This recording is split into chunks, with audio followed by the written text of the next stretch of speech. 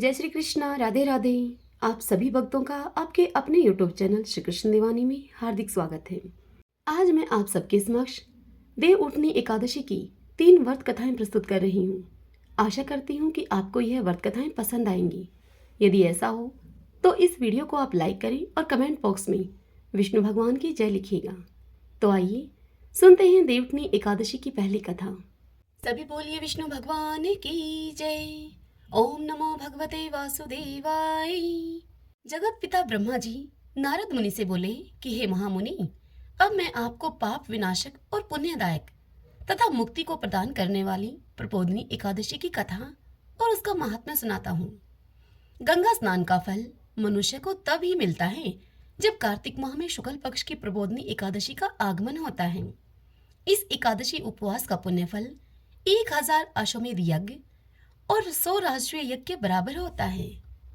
ब्रह्मा जी की यह बात सुनकर नारद ऋषि बोले, हे ब्रह्मा जी, अब आप यह बतलाइए कि सायकाल को एक बार भोजन लेने से, रात्रि में भोजन लेने से तथा सारे दिन के उपवास से क्या क्या पुण्य फल मिलते हैं। यह सुनकर ब्रह्मा जी ने नारद से कहा कि हे नारद ऋषि, एक सायकाल के भोजन से 2 जन्म का पाप, सारे दिन के व्रत से 7 जन्मों के पापों का विनाश हो जाता है। जो चीज त्रिलोकी में मिल नहीं सकती, वही चीज प्रबोधिनी एकादशी उपवास के प्रभाव से प्राप्त हो जाती है। इस उपवास के पुण्य प्रभाव से पहाड़ के समान भारी अनेक पाप पल मात्र में ही जलकर भस्म हो जाते हैं। प्रबोधिनी उपवास से पिछले जन्म में किए गए बुरे कर्म भी पल भर में ही समाप्त हो जाते हैं। इस प्रकार प्रबोधिनी उपवास को विधि और नियम के अनुसार करने से संपूर्ण फल मिलता है। आगे ब्रह्मा जी बोले, हे ऋषिराज नारद, श्रद्धा भाव से थोड़ा पुण्य करने वालों का पुण्य भी पर्वत की तरह महान हो जाता है। अपने मन में प्रबोधिनी एकादशी उपवास की इच्छा रखने वाले को भी 100 जन्मों के पापों से छुटकारा मिल जाता है। प्रबोधिनी एकादशी में रात्रि जागरण करने वालों की पिछली और अगली 10 पीढ़ियां विष्णुलोक को जाती हैं। उनके पितृ भी जो नरक में होते हैं, वे भी वहां से निकलकर विष्णुधाम को चले जाते हैं। प्रबोधिनी एकादशी को रात्रि जागरण से ब्रह्म हत्या के समान बड़ा भारी पाप करने वाले भी पापों से मुक्त हो जाते हैं। इस एकादशी उपवास का पुण्य फल अश्वमेध यज्ञ से भी महान होता है। तीर्थाटन, स्वर्ण, पृथ्वी या गौदान से प्राप्त पुण्य भी कार्तिक माह के शुक्ल पक्ष की प्रबोधिनी एकादशी से प्राप्त पुण्य के समान होता है। इस पृथ्वी पर उस प्राणी का जन्म सफल माना जाता है जो प्रबोधिनी एकादशी उपवास से अपना कुल पवित्र कर लेते हैं। विश्व के समस्त तीर्थ तथा जितने भी तीर्थों की आशा की जा सकती है, वे सभी प्रबोधिनी एकादशी उपवास करने वाले के घर में ही वास करते हैं। अतः मनुष्य को सभी कर्मों को छोड़कर प्रभु की प्रसन्नता के लिए कार्तिक माह की इस एकादशी का उपवास अवश्य ही करना चाहिए। इस एकादशी का उपवास करने वाले धनी, योगी, तपस्वी, इंद्रियों को अपने अधीन रखने वाले होते हैं, क्योंकि यह एकादशी भगवान विष्णु को अत्यंत प्रिय है।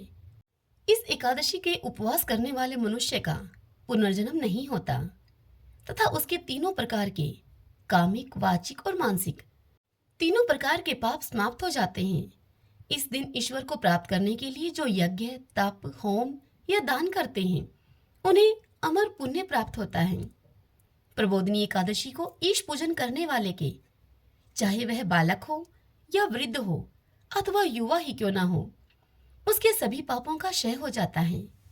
इस एकादशी को रात्रि जागरण से जो पुण्य मिलता है, वह सूर्य ग्रहण के अवसर पर गंगा स्नान से प्राप्त फल से 1000 गुना अधिक होता है।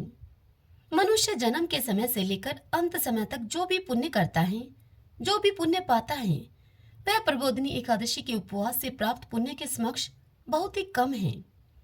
प्रबोधिनी एकादशी उपवास को नहीं करने वाले के सारे पुण्य फलों का क्षय हो जाता है। अतः हे ऋषि नारद, आपको भी नियम के अनुसार विष्णु पूजन करना चाहिए। कार्तिक माह में धर्म का आचरण करते हुए जो मनुष्य पराया अन्न नहीं खाते हैं, वे चंद्रायण उपवास का फल पाते हैं। कार्तिक मास में प्रभु शास्त्र कथा को सुनने से ज्यादा प्रसन्न होते हैं, न कि दान आदि करने से। कार्तिक माह में थोड़ा या अधिक इस कथा का जो भी श्रवण करते हैं, उन्हें 100 गौ दान का पुण्य फल मिलता है। अपने कल्याण के लिए विष्णु भगवान को पूजने वाले अपने परिवार का उद्धार करते हैं तथा 1000 गौदान का वह पुण्य फल पाते हैं। प्रबोधिनी एकादशी को विष्णु कथा सुनने वाले को सप्तद्वीप दान के बराबर पुण्य फल मिलता है। विष्णु कथा को श्रद्धा भाव से सुनने और पढ़ने वाले ब्राह्मण को शक्ति के अनुसार संतुष्टि तथा पूजन करने वाले को उत्तम लोक की प्राप्ति होती है। ब्रह्मा जी की इतनी बात सुनकर नारद ऋषि उनसे कहते हैं कि हे जगत पिता ब्रह्मा, अब आप इस एकादशी उपवास के करने की विधि और इससे मिलने वाले फल के विषय में कहिए। यह सुनकर ब्रह्मा जी बोले कि हे पुत्र नारद, इस एकादशी के दिन मनुष्य को ब्रह्मा मुहूर्त में उठकर सरोवर अथवा नदी में स्नान करके उपवास नियम ग्रहण करना चाहिए और प्रभु से यह प्रार्थना करनी चाहिए कि हे भगवान, आज मैं आहार नहीं लूंगा, मैं द्वादशी को ही भोजन लूंगा, इसलिए आप मेरी रक्षा करें। इस प्रकार प्रार्थना करके भगवान का पूजन करें और फिर अपने व्रत को शुरू करें। रात्रि जागरण में प्रभु के पास बैठकर गीत संगीत तथा कीर्तन और कथा श्रवण में ही अपना सारा समय गुजारें। प्रबोधिनी एकादशी उपवास को उदारता से धूप, पुष्प, अगर आदि से विष्णु भगवान की पूजा करें। भगवान को अर्घ्य देने के लिए शंख जल का उपयोग करें। इसका फल तीर्थ दान से भी कई गुना अधिक होता है। अगस्त्य फूलों से प्रभु का पूजन करने वाले के समक्ष इंद्रदेव भी हाथ जोड़कर खड़े रहते हैं। कार्तिक मास में बिल्व पत्र से प्रभु का पूजन करने वाला भी मरणों उपरांत विष्णु धाम को पाता है। कार्तिक मास में तुलसी दल से पूजा करने वाला मनुष्य अपने 10,000 जन्मों के पापों से मुक्त हो जाता है। इसी मास में तुलसी के दर्शन करने वाला, स्पर्श करने वाला या ध्यान अथवा कीर्तन करने वाला, तुलसी का पौधा रोपित करने वाला या फिर तुलसी जी की सेवा करने वाला 1000 कोटि काल तक विष्णु धाम में निवास करता है। तुलसी का पेड़ लगाने वाला व्यक्ति तथा उसके कुटुंबी महाप्रलय तक विष्णु धाम में ही रहते हैं। कदम्ब पुष्प से प्रभु का पूजन करने वाला यमराज के द्वारा दिए जाने वाले पापों से मुक्त होकर अपनी समस्त कामनाओं को पूरा करने में सफल होता है। कदम्ब पुष्पों को प्रभु अन्य फूलों की अपेक्षा अधिक पसंद करते हैं। गुलाब के फूल से प्रभु की पूजा करने वाले मोक्ष को पाते हैं। बकुल और अशोक के फूलों से प्रभु का पूजन करने वाले भी मुक्ति पाते हैं तथा अनंत काल तक दुख रहित रहते हैं। सफेद और लाल कनेर के फूलों से भगवान की पूजा करने वाले भी प्रभु की प्रसन्नता के हकदार होते हैं। दुर्वा दल से विष्णु भगवान का पूजन करने वाले भी पूजा फल से 100 गुना अधिक पुण्य प्राप्त करते हैं। शमी पत्र के द्वारा भगवान के पूजक भयंकर यम पथ को भी बड़ी आसानी से पार कर लेते हैं। चंपक के फूलों से विष्णु प्रभु का पूजन करने वाले भवसागर में आवागमन के चक्र से मुक्ति पा जाते हैं। स्वर्ण निर्मित केतकी का फूल प्रभु पर चढ़ाने वाले तो करोड़ों जन्मों के पाप दोषों से छूट जाते हैं। पीले और रक्त वर्ण के जैसे कमल के खुशबूदार फूलों से जो भगवान विष्णु की वंदना करते हैं वे श्वेत द्वीप में स्थान पाते हैं। ऐसे ही रात्रि जागरण में प्रभु का पूजन करके अगले दिन शुद्ध जल की नदी में स्नान करें। तत्पश्चात भगवान से प्रार्थना करते हुए अपने घर पर आकर भगवान का पूजन करना चाहिए। तब उपवास हेतु ब्राह्मणों को भोजन कराना चाहिए तथा मधुर वचनों से उनको विदा करते हुए उचित दक्षिणा भी प्रदान करें। तत्पश्चात ब्राह्मण को गऊ, भोजन और दक्षिणा प्रदान करके गुरु का पूजन करें। तब ब्राह्मणों को भूरेशी दक्षिणा देकर ही नियम का त्याग करें। रात्रि को ब्राह्मण को भोजन कराकर स्वर्ण मडित बैल का दान करें। रात्रि को स्नान करने वाले मधु और दही का दान करें। फल की आशा रखने वाले फलदान करें। तेल के स्थान पर घी और घी की बजाय दूध और अन्नों में चावल का दान करें। प्रबोधिनी उपवास के समय पृथ्वी पर सोने वाले को अन्य वस्तुओं के सहित शैया भी दान में देनी चाहिए। मौन व्रत रखने वाले को स्वर्ण के साथ तिल भी दान करने चाहिए। कार्तिक माह में जूते नहीं पहनने वाले को जूतों का दान करना चाहिए। कार्तिक माह में नमक का त्याग करने वाले को शक्कर का दान बतलाया गया है। प्रतिदिन देवालय में दीप जलाने वाले को घी तथा बत्ती वाले तांबे या स्वर्ण इस प्रकार के दीप का दान करना अनिवार्य है। चातुर्य मास उपवास काल में किसी वस्तु का त्याग करने वाले को 10 दिन के पश्चात ही उस वस्तु को पुनः ग्रहण करना चाहिए। प्रबोधिनी एकादशी उपवास को नियम के अनुसार और विधि पूर्वक संपन्न करने वाला इस जीवन में अनेक सुख पाता है और मरने के बाद उसे देवलोक प्राप्त होता है। चातुर्मास उपवास को विघ्न रहित संपूर्ण करने वाला अंत में भवबंधन से मुक्त होकर मोक्ष को प्राप्त होता है। उन्हें दोबारा जन्म नहीं मिलता। जिन व्रतधारियों का व्रत खंडित हो जाए उन्हें निसंकोच इस व्रत को पुनः प्रारंभ कर देना चाहिए। जो मनुष्य इस प्रबोधिनी एकादशी के महात्म्य को सुनते और पढ़ते हैं उन्हें अनेक गौदान का फल मिलता है। श्रीमन नारायण नारायण हरि हरि, भजमन नारायण नारायण हरि हरि। आइए भगतजनों, अब हम देवउठनी एकादशी की दूसरी कथा सुनते हैं। एक राजा के राज्य में सभी लोग एकादशी का व्रत रखते थे। प्रजा तथा नौकर चाकरों से लेकर पशुओं तक को एकादशी के दिन अन्न नहीं दिया जाता था। एक दिन किसी दूसरे राज्य का एक व्यक्ति उस राजा के पास आकर बोला कि हे महाराज, कृपा करके मुझे नौकरी पर रख ले। तब राजा ने उसके सामने एक शर्त रखी कि ठीक है, तुम्हें नौकरी पर रख लेते हैं, किंतु रोज तो तुम्हें खाने के लिए सब कुछ मिलेगा, परंतु एकादशी तिथि को तुम्हें अन्न नहीं मिलेगा। उस व्यक्ति ने अपनी आवश्यकता को देखते हुए उस समय राजा से हाँ कर दी। पर एकादशी के दिन जब उसे फलाहार का सामान दिया गया तो वह राजा के सामने जाकर अब गिड़गिड़ाने लगा और बोला, हे महाराज, इससे तो मेरा पेट ही नहीं भरेगा, मैं भूखा ही मर जाऊंगा, आप मुझे अन्न दे दो। राजा ने उससे शर्त की बात याद दिलाई, पर वह अन्न छोड़ने को तैयार नहीं हुआ। तब राजा ने उसे आटा, दाल, चावल आदि दिए। वह नित्य की तरह नदी पर पहुंचा। वहां जाकर उसने स्नान किया और फिर वह भोजन पकाने लगा। जब उसका भोजन पककर तैयार हो गया तो उसने भगवान को याद किया। वह कहने लगा कि आओ भगवान, भोजन जीम लो, भोजन तैयार है। अब 15 दिन के बाद अगली एकादशी को वह राजा से कहने लगा कि महाराज, मुझे आप दुगना सामान दीजिए। उस दिन तो मैं भूखा ही रह गया। तब राजा ने उससे इसका कारण पूछा कि तुम्हें दुगना सामान क्यों दिया जाए। तब उसने बताया कि हमारे साथ भगवान भी खाते हैं, इसीलिए हम दोनों के लिए यह सामान पूरा नहीं होता। अब राजा ने अपने मन में यह सोचते हुए कि यह पूरा पेटू है, इसकी भूख कभी शांत ही नहीं होती।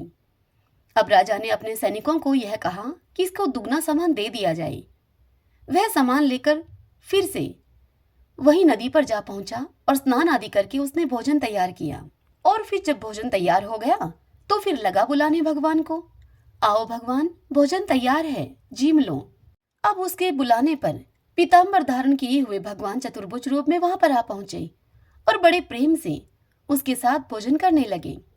भोजन आदि करके भगवान अब अंतर्ध्यान हो गए और वह अपने काम पर चला गया। अब दोबारा से 15 दिन के बाद फिर एकादशी आई।